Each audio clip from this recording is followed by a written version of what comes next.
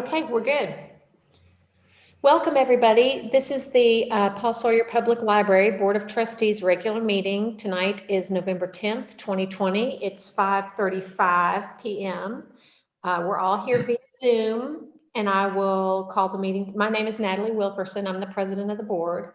I will call the meeting to order and ask our secretary, Carolyn Lynch, to record attendance. And we will note that we have with us tonight J.C. Morgan, who is the director of the Campbell County Public Library. So thanks for being here, J.C. We appreciate it. Welcome. A very specific agenda item to talk to you about that we'll get to. We're going to do our regular agenda, minutes, treasurer's report, and then we'll get to you, if that's all right. That's fine. Perfect. Okay. Everybody's had a chance to review the agenda. Can I have a motion to approve it, please? I'll make the motion to approve the agenda. I'll second. I'll second. Thank you all. All in favor? Aye. Great. Next, we'll move to the minutes. Has everybody had a chance to review? I'll give you all a minute or so. And if you have any edits, speak now. If not, we'll entertain a motion to approve the minutes. I make the motion to approve the minutes. I'll second it. Thank you all. Okay, with no corrections, we've got a motion to approve as submitted and a second. So all in favor, say aye. Aye. Great. Okay, now we'll get to the treasurer's report. Bob Kellerman, the floor is yours. Thank you. The treasurer's report was sent out to the board. There's an updated one, as there usually is. So I'll refer to that and go through it. Briefly, first, the operating account. Beginning at the month of October, we had a balance of $158,784.82. There were deposits in October of $191,464.70. And 175,000 of that came from a transfer from the savings account, which is indicated below. Hey, Bob, can I interrupt you for a second? Sure. Are we, maybe I've got the wrong. Do I have the wrong report? Maybe I do. Hang on just a second. This is what I'm looking at. Gene would know. Am I reading for the right report? You have, yes, you are. Reading. It's the right. Okay, all right. Give me 2 seconds then. Hang on. November 22nd, 11. Oh, okay. I see it. Okay. Sorry. I'm with you. Continue, please. Okay, that's fine. So we had a little over $256,000 in checks written in October. So the ending balance at the end of October for the operating account, $93,720.40. Below that shows the savings account activity with $175,000 withdrawal that I mentioned before. That leaves $313,272.99 in the savings account.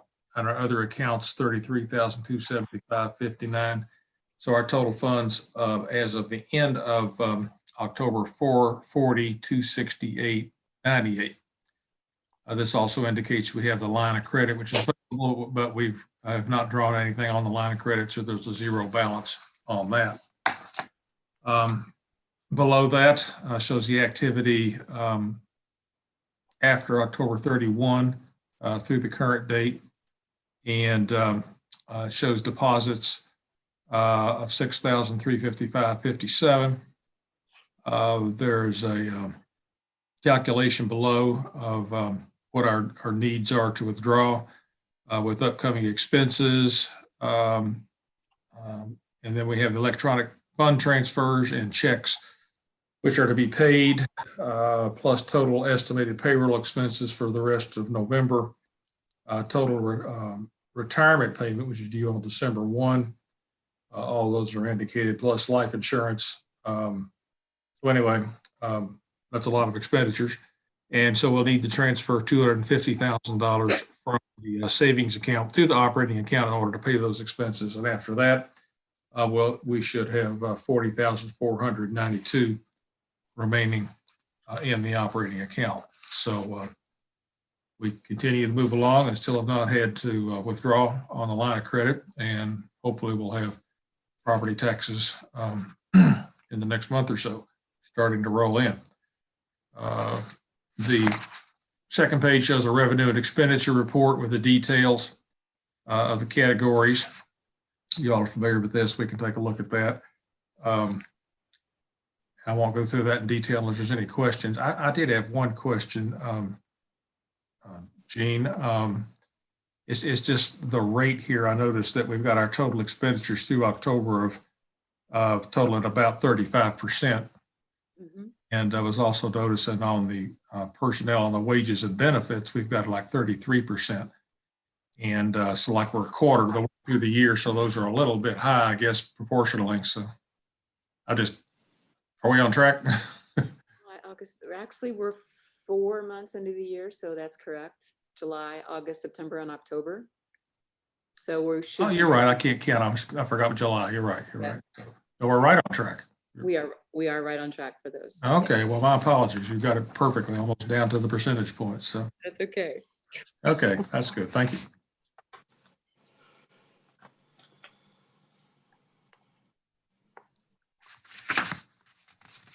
Any other questions? Hopefully more accurate than mine.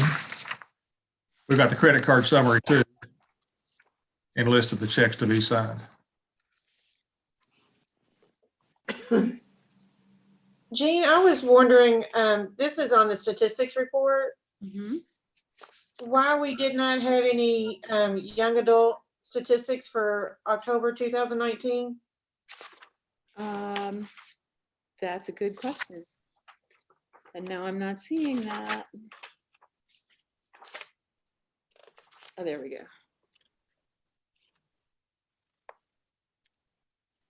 Oh, the checkout you're talking about on young adult.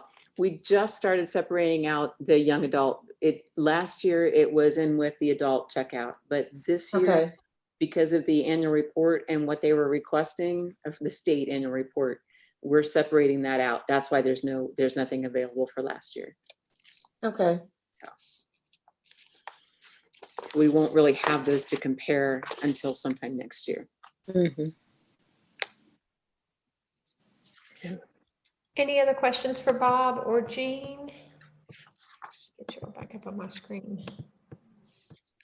I'll just commend you and Valerie and the staff again, Jean, for keeping us on track budget-wise. Credit is deserved. Thank you. Yeah. I have a good staff to work with. They're very conscious of that too. So it's not a hardship for everybody. We're all working together. We know how important it is. So it's good. Hey, do we have a motion to approve the treasurer's report? I'll make a motion to approve the treasurer's report as presented. I'll second. Thank you. All in favor? Aye. Great, motion passes unanimously. Okay, let me get my agenda back up here. As I said at the opening of the meeting, JC Morgan is here.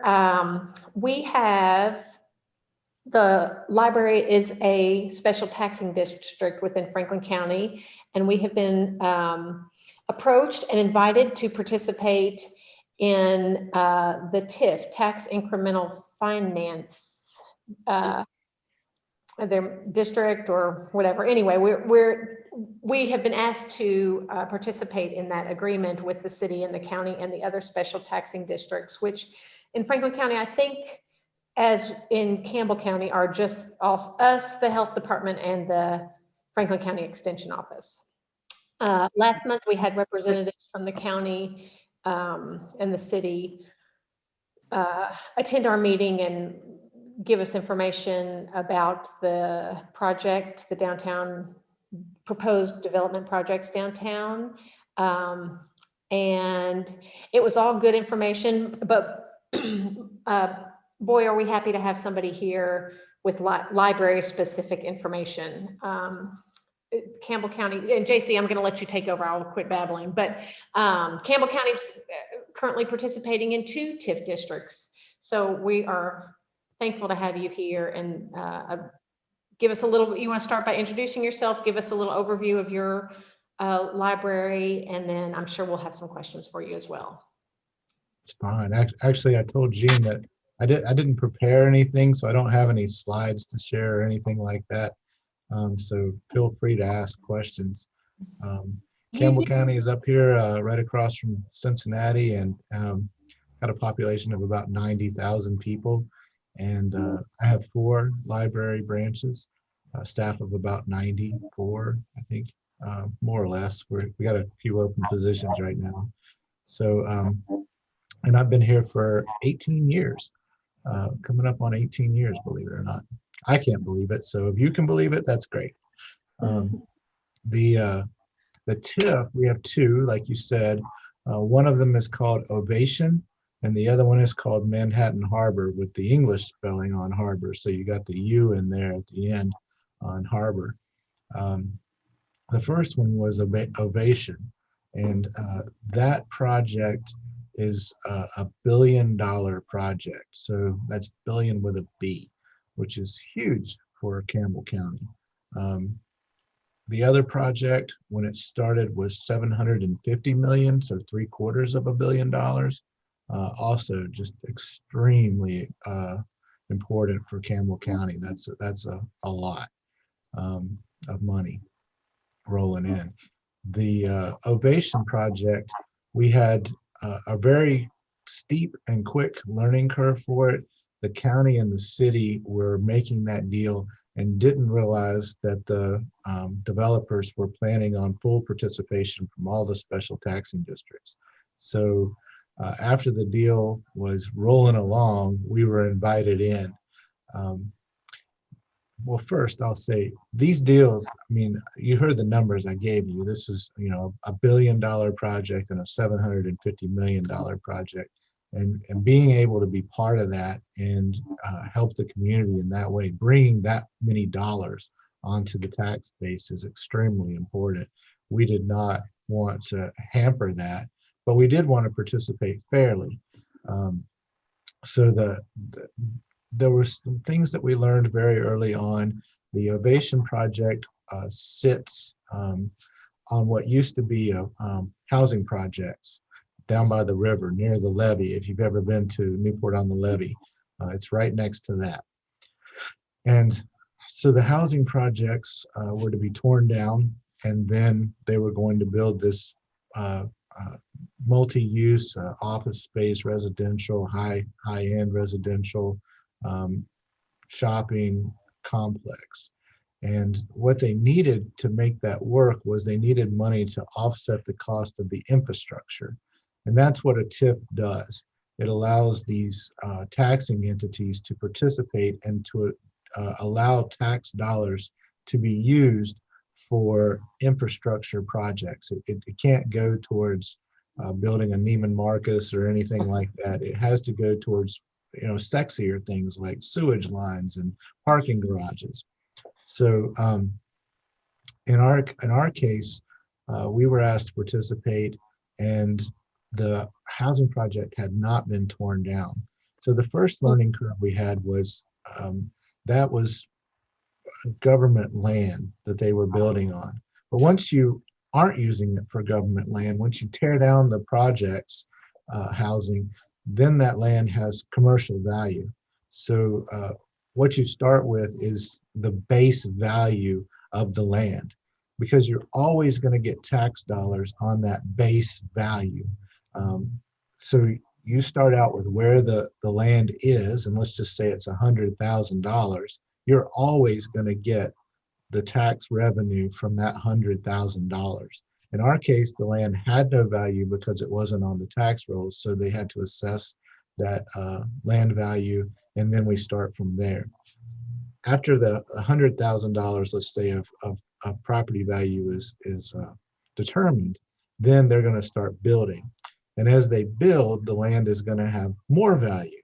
So what the tax incremental financing does is it takes that increased value of the property, and it assesses the tax on that as well, and you get all of that money the library will get all of all of those tax dollars.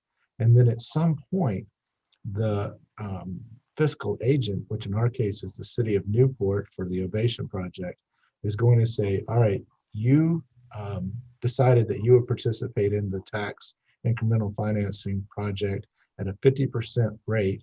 So you're going to have to pay back 50% of the funds above the base value that were paid to you. So you literally get a bill for that increased value to pay back, pay to the city of Newport those tax dollars. And then the city of Newport, as the fiscal agent, has to make sure that those tax dollars were used to pay for the things that were part of the TIF agreement, whether it's sewage or parking garages or whatever. So then those tax dollars are just used to build the infrastructure that's needed for the project.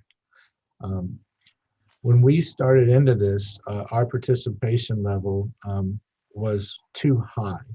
The city and the county collect other forms of revenue that we do not. Pretty much property tax is all that we collect. So we negotiated with the city and county. We told them, you're getting tax dollars from other places like payroll, insurance taxes. We're not getting any of that. You're only looking at the property tax, and we don't want to give up as much of our property tax money as you're asking us to give. So they understood our issue there, and they lowered our participation rate down. I've forgotten now, it's been too long, that's been 15 years ago, what our initial participation level it was, but now it is 50%. We also bickered with them, I guess, about the base value a little bit because they had set it at 0, and we said, no, that's not true. The land now has commercial value. You're going to be using it for something. In your case, as I understand it, the city or the county, some governmental agency might be deciding to build the parking garage and operate the parking garage on their own. So then that would affect the base value because it would still not be taxable property. So you'd have to consider that. I don't know which way that deal is going to go. I think it's Jim Parsons, the man who spoke to you, was the same lawyer who worked on our project initially and continues to work on the TIF districts, both of them. Very good man. I have a lot of faith in Jim, and he's happy to answer any questions that you have if you just want to bring him back. I've talked to him many times over the years. So the Ovation project was our first one. I want to say that was, say, 2005 or so. They did not start building initially. They had to tear down the housing project, and then they didn't start building. And then 2008 happened, and that was a disaster. So they didn't build. They extended the TIF. They extended it again. And then finally, the state would not extend it anymore. So we had to actually backdate the TIF. We had to, at this point in time, we had to say that the TIF started here, and then they had to go back and pay those taxes for the time that they hadn't been paying them. And then they billed us for those taxes. So there's actually quite a bit of development now in the last year. One of the holdups was they were waiting for the extension of a state highway into that area. And so that was what the developer said they were waiting on. I don't entirely believe that, but it did work a lot better to have the state highway running all the way in. So with that TIF, we just now in the last maybe 2 years started paying back some of the tax money. But remember, you're always getting what you would have gotten. You're never losing tax money. And any tax money that you get above the base value was money that you didn't have. So you're not ever losing any money in a TIF. With the Manhattan Harbor project, we had the experience of Ovation. The city of Dayton, that's where Manhattan Harbor is, wanted the exact same deal. And we told them, well, you tell us what your deal is, and then we'll tell you what we'll do with it. There is no obligation on any particular special taxing district to do the same thing that the others do. It's up to the developers to figure out how they'll finance their project. You just tell them what you're willing to do to help the project along. We ended up doing the same deal, but the city of Dayton had a very aggressive city manager, and he insisted that we had set a precedent. We did not set a precedent by agreeing to one TIF. We judge each one of them on their own merits and whether or not we'll participate. And so in the end, it was the same deal. We just set up a base value the developer was always going to pay his taxes on. And then every time he's added value to the land, his tax bill has gone up, and then we pay back 50% of it. With that deal, the deal changed as time went on. The developer didn't have the demand for the high-end housing that he wanted, so he started substituting with multi-family housing, and so the actual value of that deal has gone down. But it's still an awesome project for the city of Dayton and for Northern Kentucky. Still millions of dollars. That deal also involved an awful lot of dirt moving. The levee runs along the Ohio River, and they actually built onto the levee in order to build up their project. So, I mean, just massive amounts of dirt were moved into that area. It took a long time for them to actually start constructing any sort of buildings on that land. But now it's doing quite well. Overall, I would say there's not a reason for the library not to participate. You're not collecting any tax dollars on what was, I guess, your civic center. Now, once this developer takes over that land, if they own the land, then it'll have value. It'll have a base value, and anything they build will have value. So you really can't go backwards.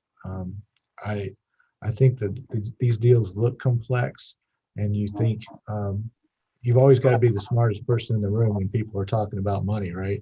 So it's hard to get past that and just trust that they're not trying to steal money from the library. You're obligating the library for 20, 30 years, 15 years, whatever it is. And then after that, you're going to get the full 100% of the taxes that are owed to the library. But in the meantime, you're getting more than you have. So you're never going backwards at all.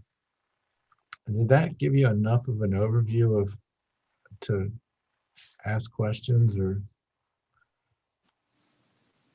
I think so. It made it more clear than I thought. So. So what kind of an increase in revenue have you seen from that? I mean, has it made a difference? I'm curious about, since the compensating rate keeps us at about the same level, what increase have you seen? Has it really made a difference? So it's really kind of hard to say. I told you I'm paying back 50%, but there's so many other projects going on in the county. There's subdivisions going out up in the southern part of the county. There's been 2 other projects that we weren't involved in that have gone up, so that the taxable value of Campbell County as a whole has increased so much that it's really hard for me to pinpoint Ovation or Manhattan Harbor and say it gave me this much. I really don't know. I do know what I've paid back.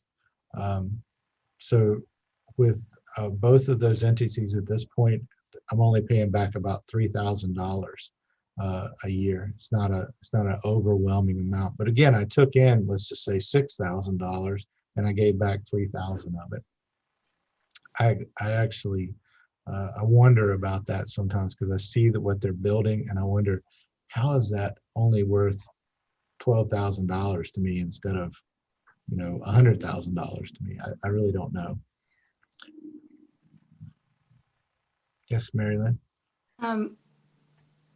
How did that affect your compensating rate? But I mean, like, it's going into that fund and then you get billed for it. Is that kept separate from the compensating rate formula or? Honestly, I have never asked that question, and I don't know the answer to that. So you're exactly right. Our tax rate is based on the overall taxable value of Campbell County, and I don't know if they then back out or not. I know the first time, I mean, maybe the first year, if this was just development, no TIF, I think that formula excludes value of new property, right? So somehow hopefully they figured that out in the compensating rate. I don't know. That's the part I've been curious about. And your compensating rate, you're right about that too, is based on what you received last year, not including new development. Yeah. So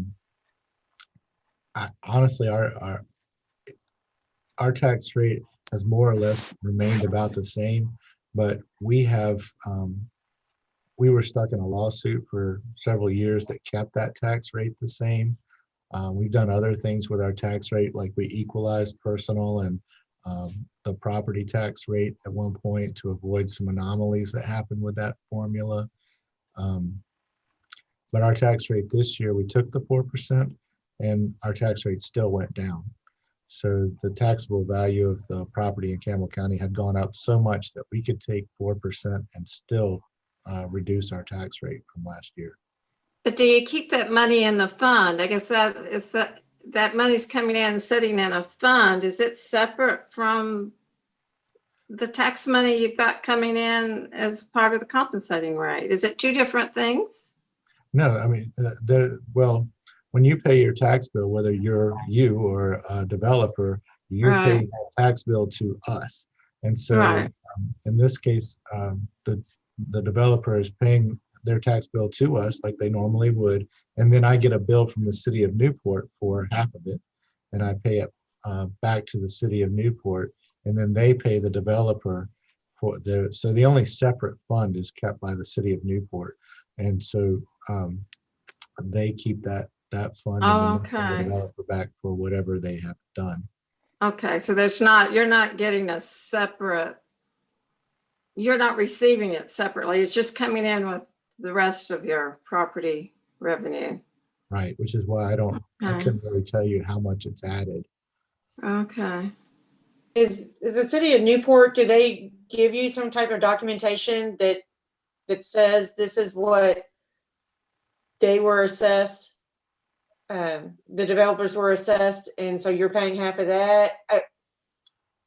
They do. Because I'm like, that seems like a really low number.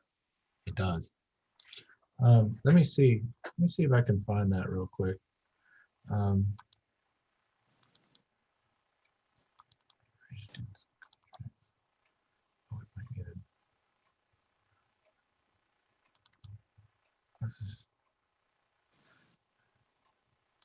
You're asking me to find something real quick that no financing.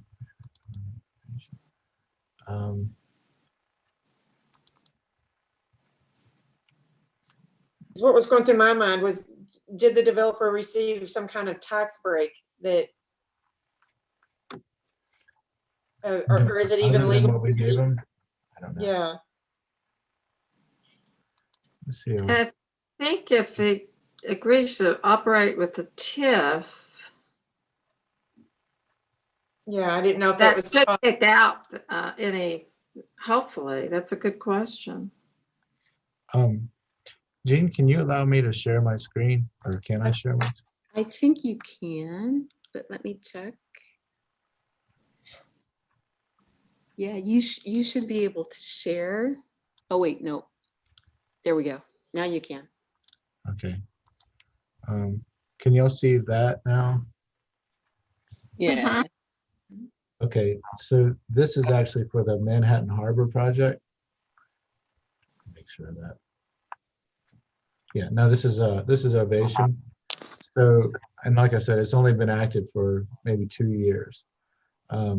And you can see how everybody's participating here.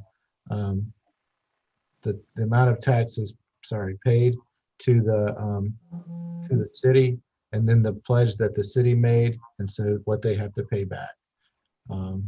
Business occupational licenses, payroll taxes, see, they collect all these different taxes. The same thing with the county. They're collecting all these different taxes. And yes, it does seem low, but I don't really have any idea how that's calculated. The extension districts, health districts, and library districts, you can see what we paid back. A little more than I remembered. I remembered it being 3,000. It's 4,500. Excuse me, JC, and you said that that's a check that you all wrote to the city of Newport special fund or whatever. Yes. Okay. I make it out to the mail remittance to the city of Newport Department of Finance, and then they keep that fund that's used to pay back the developer. And no, it doesn't have anything here. Let's see. I thought it outlined what they had actually done, but it does not. I could ask that question. Please note the detailed out calculations of each increment are available for you, your review upon request.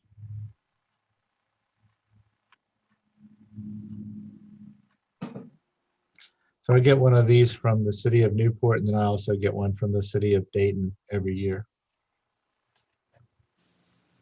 Is it an end of the year It bill or usually first of the year? seems to come in the spring. Okay. After all the taxes have been collected? Right. Right.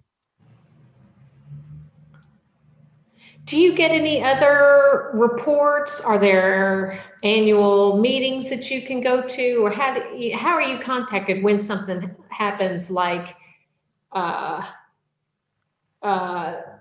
for Harbor, Manhattan Harbor, you said that the development plan started with one scenario and then they figured out that this aspect of it wasn't going to work. Do you just read in the paper?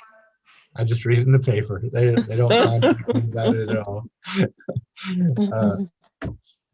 I mean, some weird things have happened with Manhattan Harbor. So I have called them over the years, like when they devalue what they're building by, changing what they were going to build, then I've actually gotten billed for less than I did the year before, and I've called to ask why. I've called because it just didn't seem to be making the right jumps that I wanted it to, but I've always gotten good answers to my questions. And it almost always has to do with zoning changes. Can I ask you, we got the Manhattan Harbor agreement, and you all did that for 50% for 30 years. Yes, ma'am. Was that 30 years determined, suggested to you all from the city and county? It was, and everybody enters into the same term, including the state. These were big super TIFs when they first started, so they were some of the first super TIFs that were done, and so the state participates as well. And all of at that time, all of the taxing districts had to agree. Fire districts and schools can't participate, so they're exempt. But all the rest of us had to participate. Since then, they've changed the law that we don't have to participate, and so we don't. Sometimes we're not even asked if they can develop the project without us. Like I told you about the shopping complex, they did that without us participating at all. It is good that I'm glad not to participate, but it is good that they bring you to the table, because there's other mechanisms where they can just simply offer a tax abatement without having actually asked the entities permission. That happened at Kenton County Public Library several years ago, and they sued and were able to get back a payment in lieu of taxes. The city made an agreement on their behalf that they could not make. JC, when you said you negotiated on that first TIF for a better percentage, a lower percentage, I noticed on the Manhattan, it's the same percentage for each taxing district. Did you work with the other taxing districts to come to that conclusion? You all work together, or? I did not. I told the fiscal court that exactly what I told you. You're getting taxes from other places that we're not, and our percentage is too high. So the fiscal court actually renegotiated all of the taxing districts Ah, down. okay. Yeah, and then Manhattan Harbor, it ended up being boilerplate the same as the first one, but my only really problem was that the city was very aggressive about just expecting that, and that really irritated me.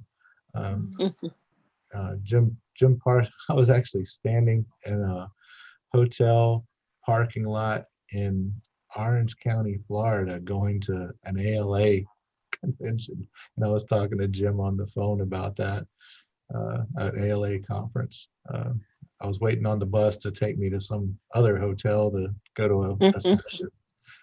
And Jim talked me off the ledge about that. I was pretty mad.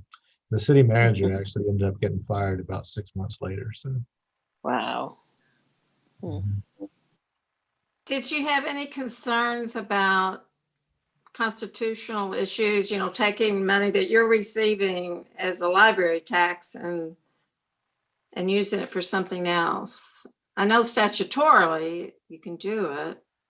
you can, in this particular case, you can. Um, so that all of those legal dynamics have been worked out. It's kind of it's money you I guess you did have it, but you wouldn't have had it if you hadn't participated in the agreement. So it never costs you anything. It didn't cost the people of Campbell County anything. It just Yeah. allowed them to benefit from this project that they wouldn't have otherwise had. And in those years, for Ovation, and I was looking at Manhattan Harbor, and that was that agreement was signed in 2008, I think, as well. So these have all been long time coming. But in those years, like you said, Ovation kind of moved their window back. So you're getting your full taxes on even if it's just on the base value of that land during the years while the project's delayed. Right. Until it's activated, you still get the base value. So you never have to worry about that. And when you say activated, that's when the TIF is activated. Right. Okay. So they did not activate the TIF for several years, and then they got that first extension at Ovation, and then they got a second extension, and then the state wouldn't extend it anymore, so they had to backdate and take care of that. Okay. That was a little confusing for my board, but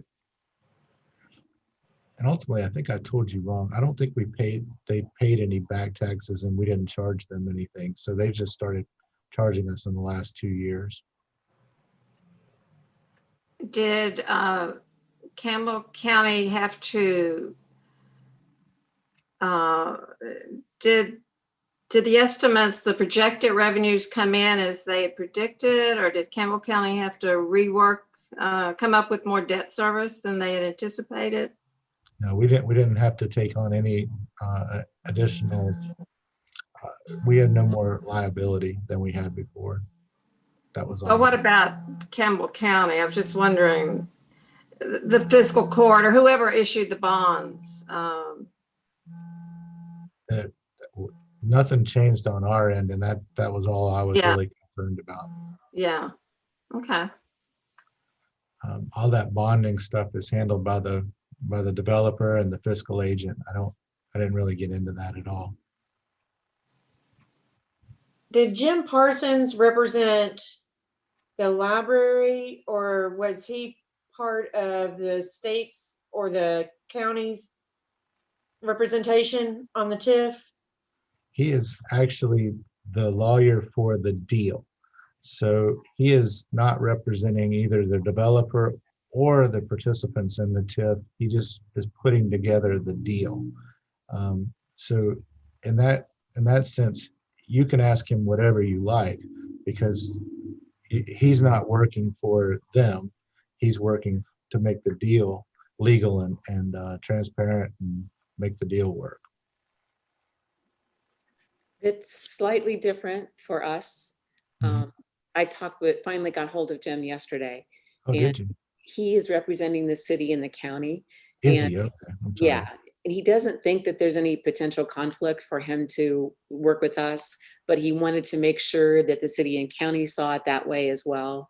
And Hmm. so if they would object or something, have some reservations about that, he would point us towards someone who we could work with. But he's actually representing them in the, The deal. not the deal as a whole, but representing their interests, so. And that must be something that's changed. But I actually called him before, after you asked me to do this, just to make sure that he was comfortable with me doing that. And my understanding at that point was that he was the lawyer for the deal, so that might have changed. That's what he told me in an email yesterday. His daughter is actually our lawyer, the library's attorney.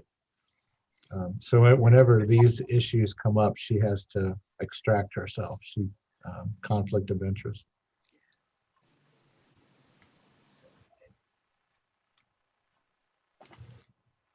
I'll just make a note for our vast viewing audience that the project scope for the development of parcels parcels B and C, and then the additional Broadway warehouse building are somewhere around 85 or $90 million. So a fraction of the Campbell County projects, just in case anybody wanted to compare more apples to apples. So I guess you were saying that the value of your project is not quite what ours is. Is that what you're saying? Yeah. The 30 years of your agreement was notable to me because I think in our meeting with the city and county representatives, I was hearing 20 years kind of tossed around, and I was even thinking that was a long commitment for us to be in. But now that I see, 30 years for a project of this kind of scale that's going on in Campbell County it seems to make sense. Or if you think it makes sense, I would agree with that. Yeah, I do. I mean, the amount of money is so large. And like I said, you're never losing money. It's just what you're concerned about is when you get to that 100%, which is a valid concern. Yeah. I will point out this too, that you have your TIF district, but then there's everything that surrounds that. And everything that surrounds that is also going up in value because of that project. So you get that collateral increases in tax rate as well. Good point. And I think it was Mary Lynn I told this, that the people who have profited, I think, the most from this are the people of Bellevue. So Dayton sits here, Newport sits there, Bellevue's right in the middle. And all these rich yuppie types are buying up houses in Bellevue and buying old houses and fixing them up. And they've got a really nice main street now that they didn't used to have, with all these little shops and restaurants along it. It's wonderful. And I think that's because they sit in the middle without a tip.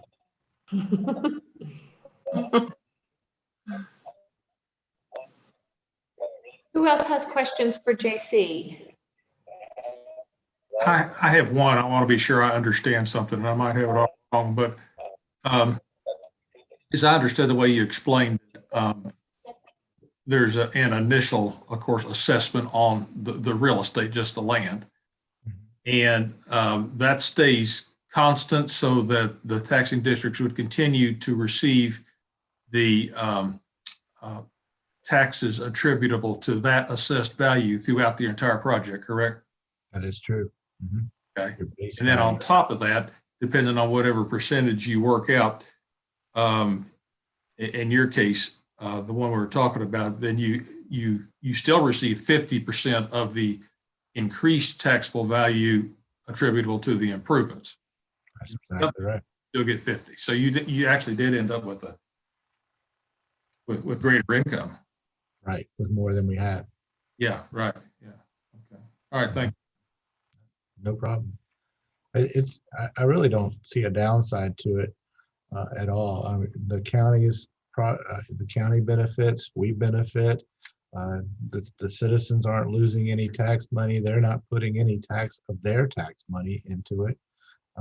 It's all coming from the developer.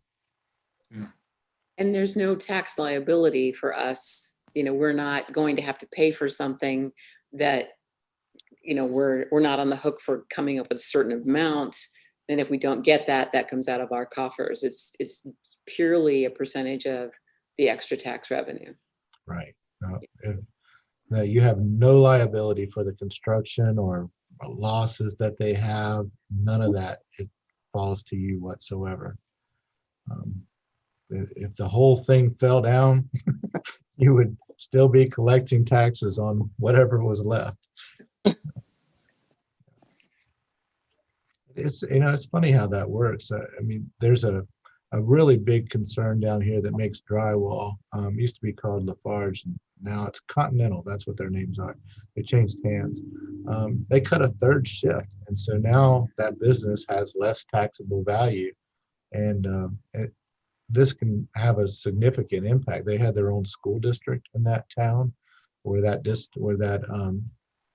entity is, and so when they cut the taxable value of Lafarge by a third, the school was stuck with, they couldn't raise their tax rate anymore.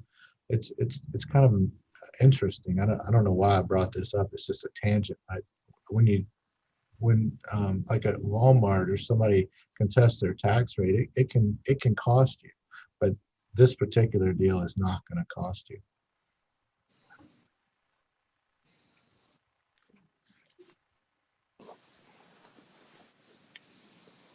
Okay, any other last minute questions? Think we've got enough info for now? We have not, Jean, been contacted again by the city or the county about this. Okay. We have not. Okay, great. Well, I understand it from Jim. This is still they're still working out a lot of the details. I think there's a lot of fluidity. Mm-hmm. Yeah.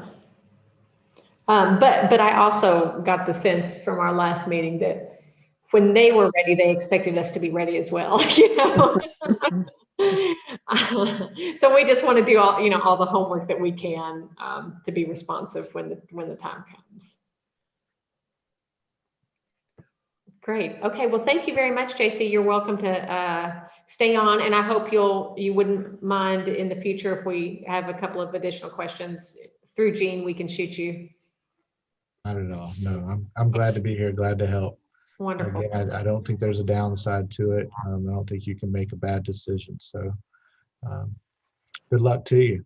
Thank you very much. And I assume we all have an open invitation to attend, to come visit the Campbell County Public Library anytime we're in the neighborhood. Yeah, just call. We'll show you all around. Okay, likewise, come to Frankfurt. Thanks very much. Thank y'all. Okay. Thank you, JC. Okay, that was wonderful. Jean, thank you for setting that up. It was very helpful to hear it come from the library perspective. And JC has a talent for putting things together in a way that makes sense too. So yeah. I'm glad. Does anybody want to comment or have thoughts on that? Or are we ready to move on to the director's report? Okay, let's move on to Jean's report. And Jean, I did want to ask, in our record keeping, the minutes refer to your director's report. Are we including those as an addendum to the minutes? Okay, perfect. Okay, Okay. I sent the report out. You can see everything. The highlights are really that we're doing, I think, an excellent job with the virtual programming. That's going really well. They've discovered a successful, Zoom meeting that goes live to Facebook that people seem to really appreciate and has been very successful for us. And then people can go back and watch that again. So that's been a really nice, I don't know, they happened on it. They just thought you'd try it and it's worked well. So we'll continue doing that. But those programs you can see have been really, really popular. We had a drive-through Halloween event, Not So Dreadful drive-through on the 23rd, and we had more than 510 people come through. It was really popular. I walked out at the beginning at the corner of Washington and Wapping Street, and there were cars stretched every direction. It brought tears to my eyes, I have to say. It was so exciting to see such a nice turnout, especially during these times. So this response was great. We've had lots of great comments about that. So we are very fortunate to have a creative staff who are looking for ways to continue to engage people even when they can't come into the building and do what we're normally associated with doing. So they're just fantastic. So you have those numbers in front of you. The maintenance update, things are going well. There are a few things that have come up, but Jim has been able to repair most of those on his own. So, minor things that, come to light once you make a bigger repair, but I think we're in really good shape as far as those things go. I did want to point out the lighting. Next year, depending on what we have to work with on our budget, I'd like us to possibly consider changing everything to LED lights. I think that will save us a lot of money in the long run. It will be an initial outlay, but I think it's going to make sense for us long term to save us a significant amount of money. So we'll bring that up when we get it, when we're closer to seeing what our revenue might be for fiscal year 21-22. But we'll have a tiny project that we won't be able to extrapolate, the data out of that to see how much we'll save by adding some LED lights now. But we want to do it now because with the days getting dark, the way they are, it is awfully dark downstairs. So those lights have to be replaced now. I think they've been let go for a little while. So we do want to get that going. Jean, I'm a little embarrassed that maybe we didn't take care of that when we constructed the addition. Are the non-LED lights, I hope, mostly in the original part of the building? Okay. Yes. Okay. Yes, they are. I think that the majority of the lights in the new addition are LEDs already. So this is just replacing the rest of them in the original part of the building. Yeah. Okay, thank goodness. Um, And I'll say, we did school, and where like the lights in the library maybe had 4 of the traditional lights, they would only have put in 2 LEDs, and it increased. I mean, it made it so much brighter. So you didn't have to buy as many bulbs to do the same job, yes. and it made a huge difference. Yes. And I think especially if we're thinking about patrons looking for things to, to be able to see well, I didn't realize, but we have people that come and actually test the light quality in your building to make sure the kids can see to learn. And ours was really low because of the traditional lighting. So the LED has improved that tremendously. Good to know. So you save money in the long run. Yeah. Because we had to replace the other bulbs all the time. Yeah, they do last longer. They cost a little bit more, but they last significantly longer than traditional bulbs. And then you save money because they don't take as much energy to do their better job. So it's really good. So, and Jim came up with that suggestion. So we're just not in a position to move on replacing all of them right now, but we can plan for that. So Amber Dickens, who is the evening and weekend circulation manager, will be leaving us. Saturday is her last day. So she'll be moving to she'll be the director at Anderson County. So good for her, not so good for us.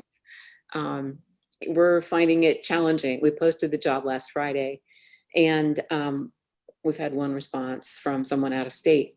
So it's not a good time to be looking. People aren't willing to start a job before the holidays, it looks like. So we'll see what happens, but we may have to leave that position open until the beginning of the year. But good work for Amber. It'll be a good opportunity for her. So, and then COVID. Where the city or Franklin County is at 23.8 or 23.5 today. 25 would put us in the red, and we've talked about what we will do. And the first, if we aren't escalating really quickly, the first thing we would like to do is probably cut back hours, and that depends on when we would go red, but we wouldn't do it immediately. It'd probably be a couple of days. Probably start at the beginning of the week to cut the hours back, and see where it goes from there. We don't really want to go back to just curbside service unless we're forced to, but our patrons seem to want to come into the building. Most of the folks who come in have expressed a lot of confidence in the measures that we're taking to keep things clean. And I think it's working. We have not had, knock wood, a staff member test positive for COVID. So what we have in place seems to be working. I know that's not going to last forever, but when I've talked with other libraries in the area, we are unique among a lot of other libraries. So we'll keep doing what we can, as much as we can do for as long as we can, and help to contribute to stopping the spread as much as possible. So Jean, would you stagger those hours like you did before so that you were open maybe morning hours some weeks or some days and late afternoon hours other days? We've talked about that.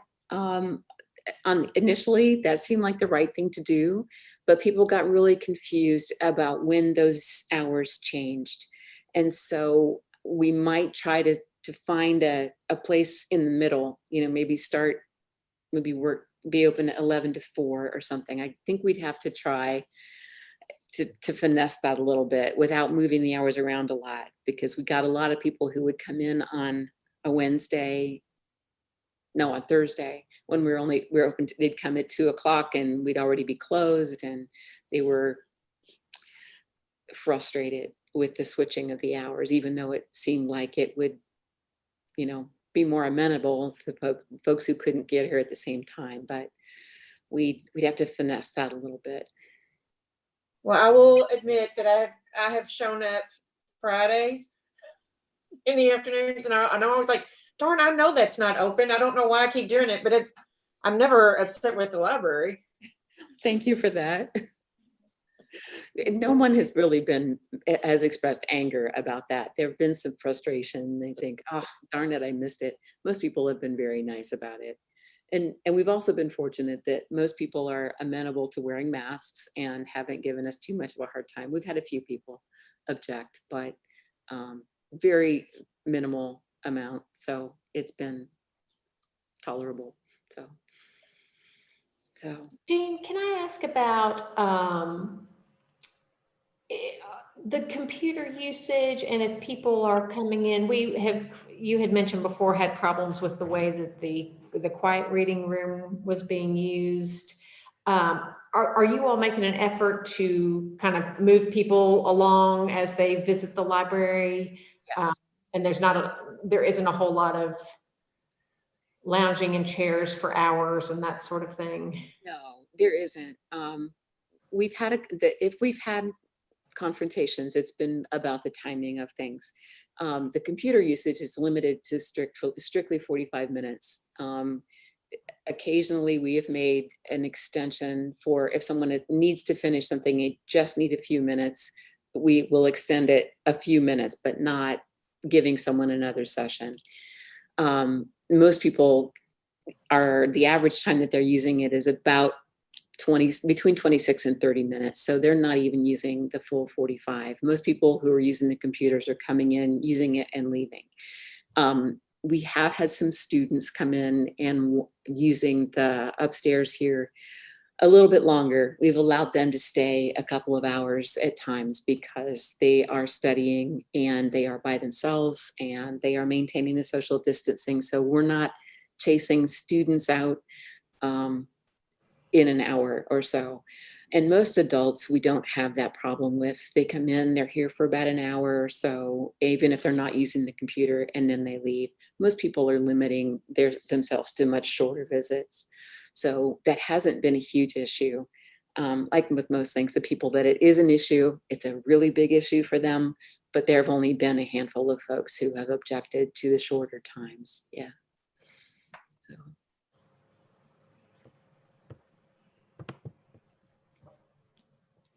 Back to the issue of cutting hours.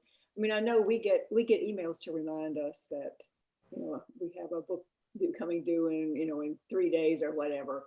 I mean, is there any way to contact people through that method to let them know when the hours change?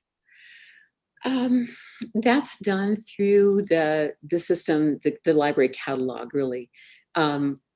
That doesn't let us know that we can't really contact them through the system about the hours changing. We can use our social media. We can use people who have signed up to get emails from us, but those are auto-generated by the system itself. So we can't make use of that for anything but notifications about materials. Yeah, okay.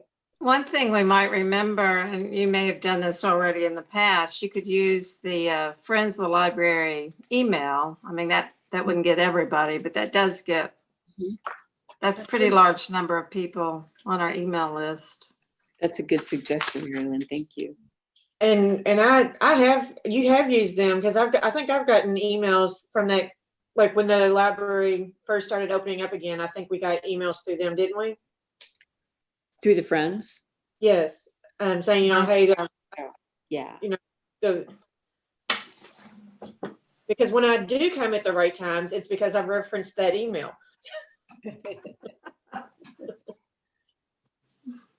And be sure the website is, you know, is changed too.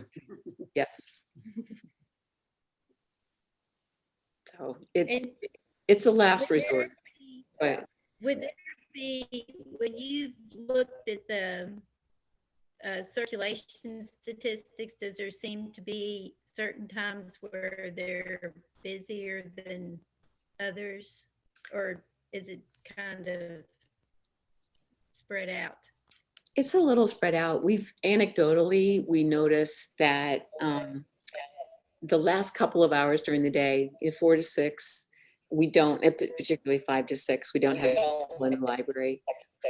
4 to 5 or even fewer. The busiest times seem to be 11 to 3. So, you know, we may take that into consideration. If we have to limit ourselves to 4 hours and to be consistent, we might move to that. But we would consider that before we just do a wholesale, this is when the hours are going to be. So, yeah.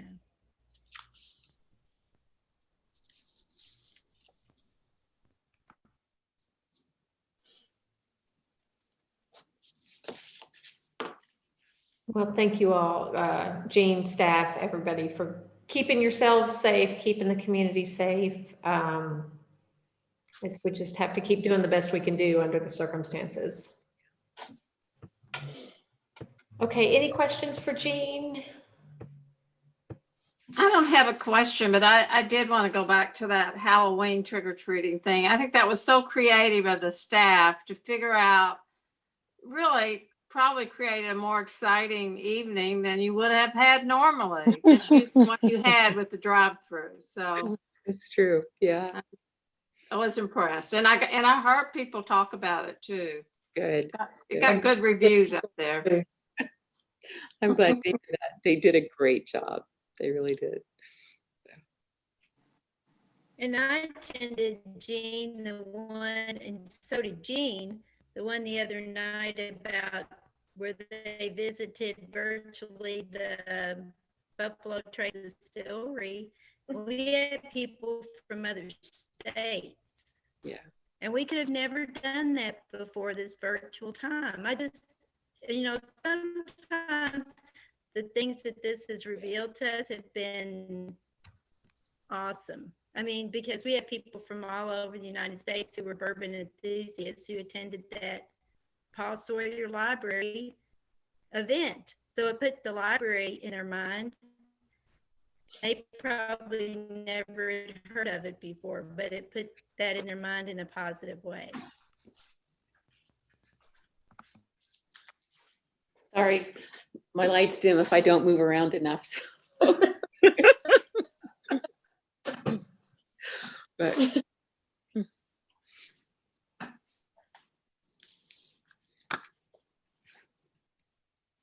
that's all for my report, unless you have more questions. So. Okay, well, let's move on then to committee reports. I'm not sure that we've had any committee meetings. Correct me if I'm wrong. Okay. And we're light on new business and old business as well.